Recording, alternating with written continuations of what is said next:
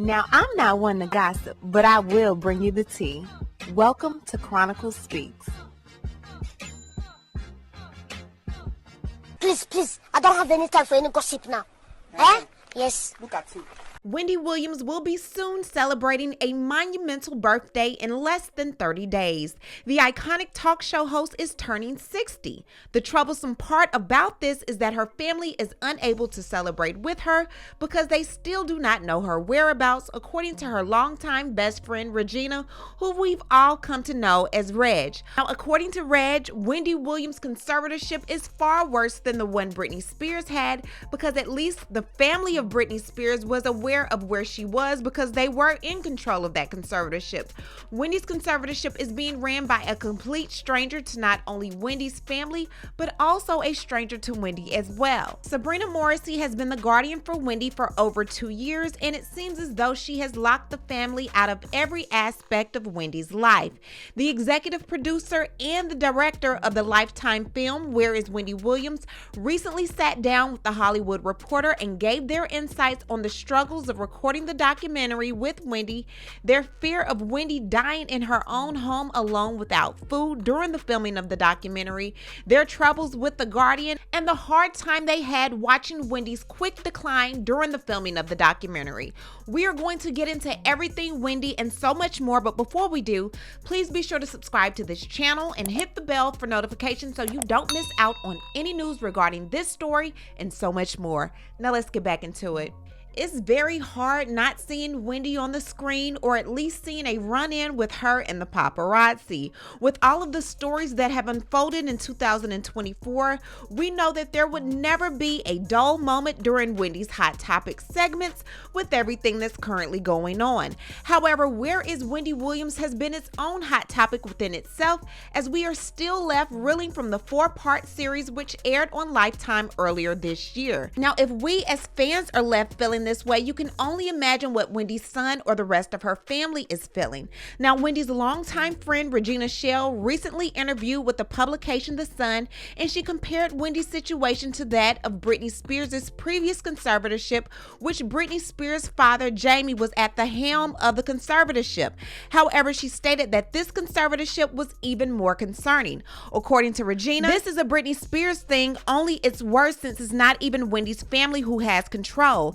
At least with Britney Spears, it was her dad, it was her family. This is a woman who's not even family. And how does this guardian get all of this standing? Wendy was looking for real estate. She was talking to a financial expert at Bank of America to try to gain control of her finances. I don't know how she went to at least 90% Wendy to now incapacitated and can never see anyone again. What's the end game in all of this? She should be surrounded by friends and family right now, not isolated and alone. In another interview with The Sun, Wendy's friend of 44 years, Regina, goes on to say, I want people to know that Wendy is a real person, and this is not some karma is a bitch thing. Talking is Wendy's life. Her whole claim to fame is talking, and I don't think she would be this quiet unless she was forced to be quiet. And then another source close to Wendy stated that the star was publicly vocal about how she found the guardianship she was in to be problematic before disappearing from the public in May of last year.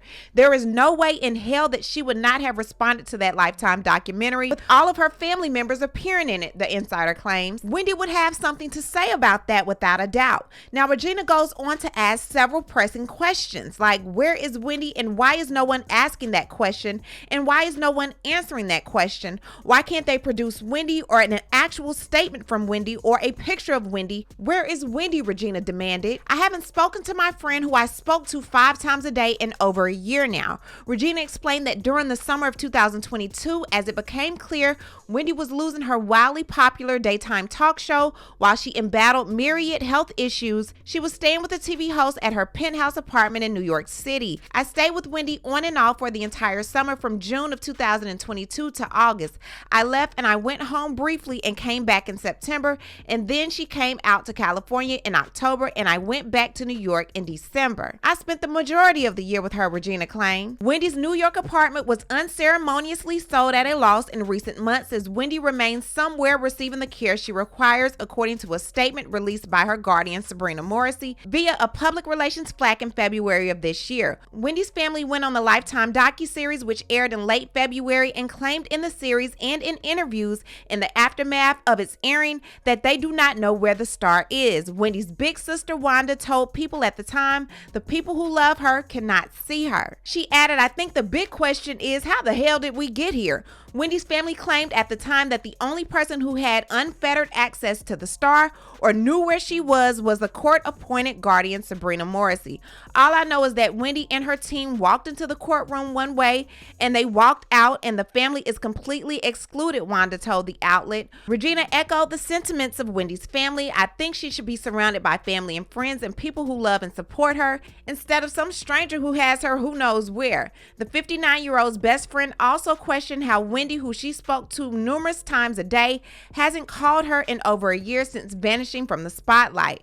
She's somewhere that she can't reach a phone because Wendy can always get to her phone, because if she could get to a phone, she'd be calling me. Wendy's sister Wanda said during the docuseries and subsequent interviews that the star would occasionally call her, but that she wasn't able to call Wendy herself as she didn't have the number for her. Regina further wonders, what is the end game? How does this end when her money is gone? Where is she? It's got a sinister vibe to it. That's what gets me. There's something about it that just doesn't feel right. There's no sign of her beyond that statement that was made, which doesn't sound like her at all. And why hasn't a medical team come forward to talk about her dementia diagnosis? Now, I told you before in previous videos that Wendy would often get hungry. She had to go through her guardian to get money to get food delivered to the home.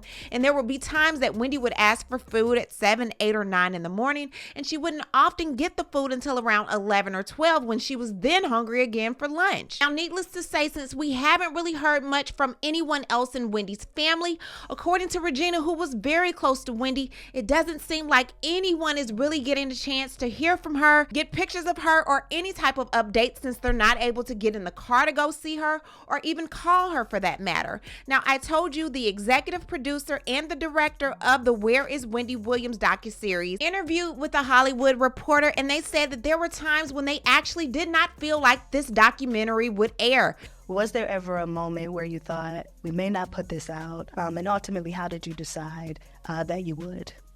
There were many moments from the first day on that we thought this probably won't air, and the big turning point for us was when her family came on board, and then started telling us the truth about the situation that Wendy was in, because as you can imagine, it was very frustrating for us as producers to be seeing Wendy in the condition she was in, but everyone that was around her in her management and, our publicist was basically saying she's fine. We're going, she is not fine. There's something wrong here. What's wrong with her? Why won't you tell us? You must know more than, you're sharing. And then ultimately, when the family came on board and trusted us, they told us the truth, of what was going on. During the documentary, they started to see a decline, and when they finally met with the family let them know that there was an alcohol-related dementia diagnosis that was given by a physician. Also important to state that, no one knew. We did not know that Wendy had dementia moving into this. We would never have rolled film. Lifetime never would have greenlit it. No one would have done anything. We found out she had dementia very, very late in the process when the family revealed that to us on camera. And as soon as that happened, we're like, Wendy's done, but the story isn't done, because the family now wants to, have this platform and try to make a change for themselves, for Wendy, and for others. I feel like the Guardian has not done a good job of protecting my mom. As long as she has people around who are yes people, I know that she's not getting the help that she needs or getting better. And once her family got involved, it allowed us to, take the story in a whole different direction, which was what happens to a family whose mother is in some way incapacitated and the Guardian is put in charge of her life. So most of the film that you see in here, she was under, actually the entire time, she was under a legal guardianship and taken out of her family's care.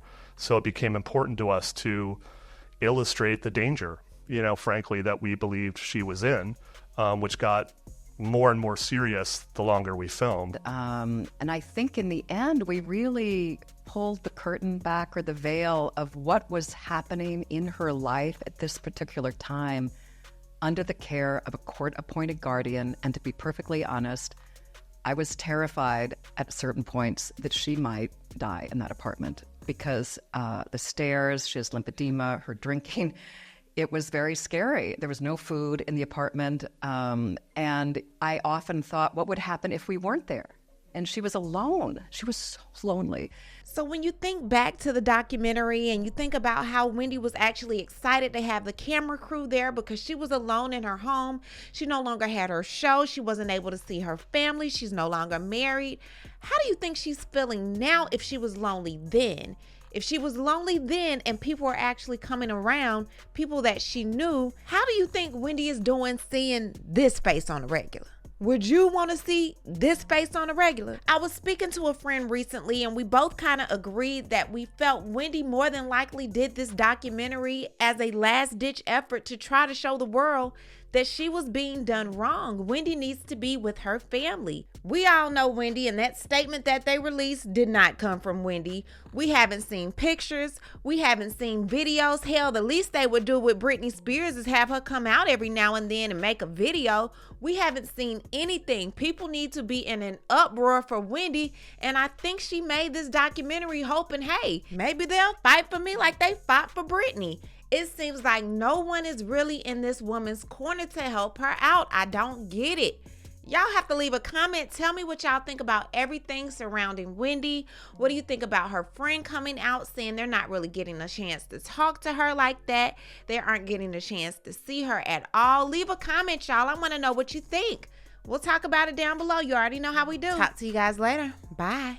As always, thanks for watching. Don't forget to hit that subscribe button, hit the like button, and hit that bell so you don't miss out on any of my new episodes.